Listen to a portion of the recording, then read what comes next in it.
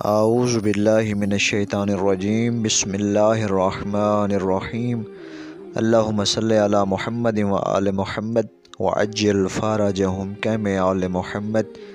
السلام علیکم۔ حضرت محمد مصطفیٰ صلی اللہ علیہ وآلہ وسلم نے فرمایا 5 لوگوں کو نیند نہیں آتی۔ وہ 5 لوگ کون سے ہیں؟ جاننے کے لیے ویڈیو کو مکمل ضرور دیکھیے گا۔ ناظرین، آئیے جانتے ہیں ایسے 5 لوگوں کے بارے میں جنہیں نیند نہیں آتی۔ 1، جو کسی کے قتل کا ارادہ کرتا ہو۔ قرآن پاک میں ارشاد ہے، اور جو شخص کسی مسلمان کو جان بوجھ کر قتل کرے تو اس کی سزا جہنم ہے، جس میں وہ ہمیشہ رہے گا، اور اللہ اس پر غضب نازل کرے گا اور لعنت بھیجے گا، اور اللہ نے اس کے لیے بڑا دردناک عذاب تیار کر رکھا ہے۔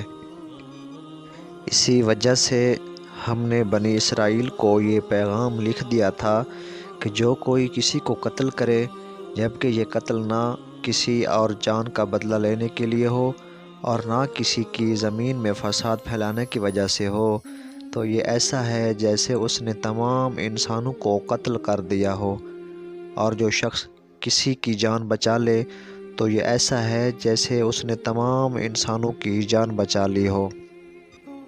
مطلب یہ ہے کہ ایک شخص کے خلاف قتل کا یہ جرم پوری انسانیت کے خلاف جرم ہے، کیونکہ کوئی شخص قتل ناحق کا ارتکاب اسی وقت کرتا ہے جب اس کے دل سے انسان کی حرمت کا احساس مٹ جائے۔ ایسی صورت میں اگر اس کے مفاد یا سرشت کا تقاضا ہو تو وہ کسی اور کو بھی قتل کرنے سے دریغ نہیں کرے گا، اور اس طرح پوری انسانیت اس کی مجرمانہ ذہنیت کی زد میں رہے گی۔ نیز جب اس ذہنیت کا چلن عام ہو جائے تو تمام انسان غیر محفوظ ہو جاتے ہیں۔ لہذا قتل ناحق کا ارتکاب چاہے کسی کے خلاف کیا گیا ہو، تمام انسانوں کو یہ سمجھنا چاہیے کہ یہ جرم ہم سب کے خلاف کیا گیا ہے۔ جس کے پاس مال و دولت ہو اور اسے کسی پر بھروسہ نہ ہو۔ دوسرا، تاریخ کے ہر دور میں ایک سے بڑھ کر ایک دولت مند کرۂ ارض پر نمودار ہوا، اور گردش ماہ سال کے بعد مٹی کا ڈھیر بن گیا۔ اس کے باوجود حضرت انسان سمجھنے کے لیے تیار ہی نہیں۔ دولت کے انبار پانے کے بعد صرف پیغمبر اور اولیاء ہی استقامت پر کھڑے نظر آئے، ورنہ زیادہ تر لوگوں نے دولت نے انسان کا دماغ خراب کیا اور انسان غرور کا شکار ہوا، اور پھر یہی وہ مقام ہے جہاں پر اس کا کائنات کا اکلوتا وارث خالق کائنات حرکت میں آتا ہے، اور وہ پھر دراز سی رسی کو کھینچ کر انسان کو نشان عبرت بنا دیتا ہے۔ اس کی سب سے عبرت ناک اور عبرت انگیز مثال قارون کی ہے، جس کے خزانوں کی شہرت ضرب المثل بن چکی ہے، وہ جس نے لوگوں سے بہت سی جھوٹی باتیں کہیں۔ تیسرا، وہ ہوں جو لوگوں پر جھوٹے الزام لگائے ہوں۔ حدیث شریف میں ہے، جھوٹے گواہ کے قدم ہٹنے بھی نہ پائیں گے کہ اللہ تعالیٰ اس کے لیے جہنم واجب کر دے گا۔ جس نے کسی مسلمان کو ذلیل کرنے کی غرض سے اس پر الزام عائد کیا تو اللہ تعالیٰ جہنم کے پل پر اسے روک لے گا، یہاں تک کہ اپنے کہنے کے مطابق عذاب پالے۔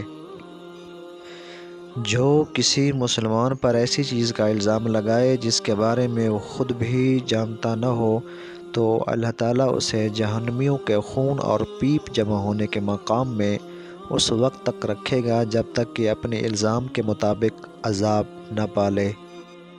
وہ جس کی ذمہ داری زیادہ ہو لیکن اس کے پاس دینے کے لیے کچھ نہ ہو۔ نمبر 4، کائنات کی تلخ ترین اور شفاق حقیقت بھوک ہے۔ بھوک بڑی بدذات ہے۔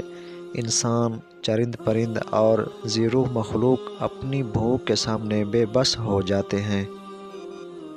یہی وجہ ہے کہ موجودہ حالات کے پیش نظر غربا اور بے سہارا لوگوں کے سامنے بھوک ایک بڑا مسئلہ بن چکی ہے۔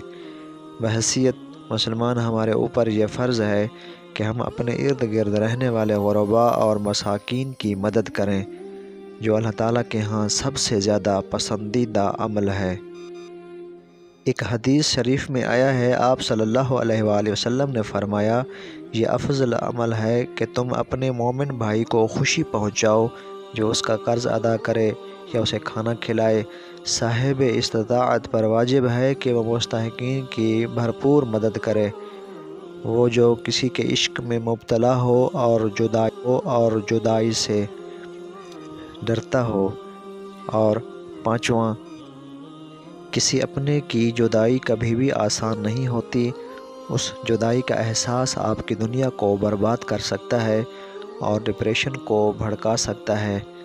وجہ چاہے کچھ بھی ہو، کچھ لوگ محبت کرنے والوں کی جدائی کو جلد ہی قبول کر لیتے ہیں اور آگے بڑھتے ہیں، لیکن کچھ کو ڈپریشن کا سامنا کرنا پڑ سکتا ہے۔ کیا آپ کو رات کو سوتے وقت اکثر کروٹیں بدلنا پڑتی ہیں؟